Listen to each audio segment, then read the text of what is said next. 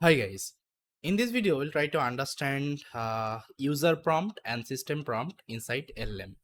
So for this what I'm going to do, I'm going to open up a platform called Grok Playground. Okay, so Grok is a platform guys, so here you will be also getting large language model. So here you can create an account and Grok will also give you the API key. With the help of API key you can access different model. Okay, so this is the interface of the Grok. So here you can see different models are available. Okay, so you can see all kinds of models are available. Okay, you can access these are the model through the API request.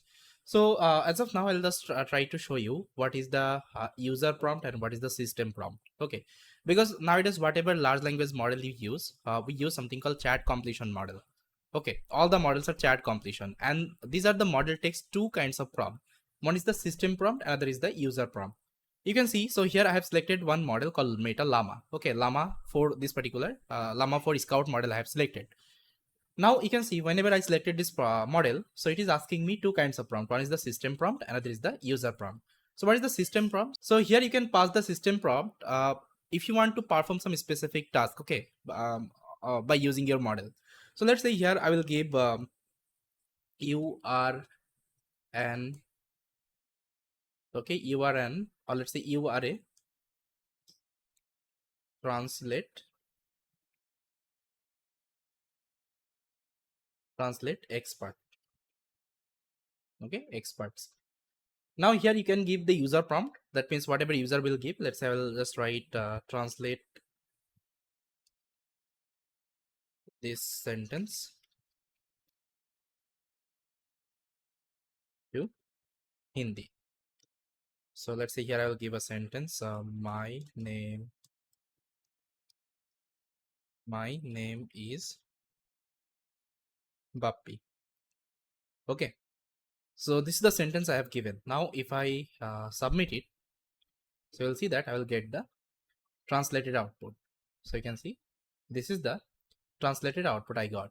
So here what we are doing, actually we are specifying the task, because this kinds of LLM model uh, actually can work with, because this kinds of model has various kinds of tasks. Okay, because these model called actually multitasking model.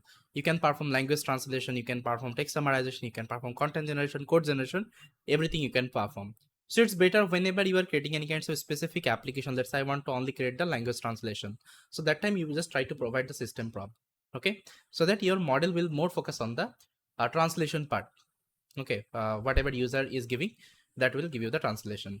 And in the user, okay, we'll try to give the prompt, that means our input prompt. That means system prompt you have to mention one time, and user prompt, okay, it would be let's say changing multiple time.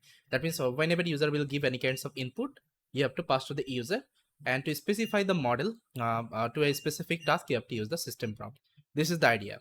And you can also play with the temperature and max token parameter if you want. Okay, so yes guys, this is what actually our system prompt and the user prompt. I hope you got it.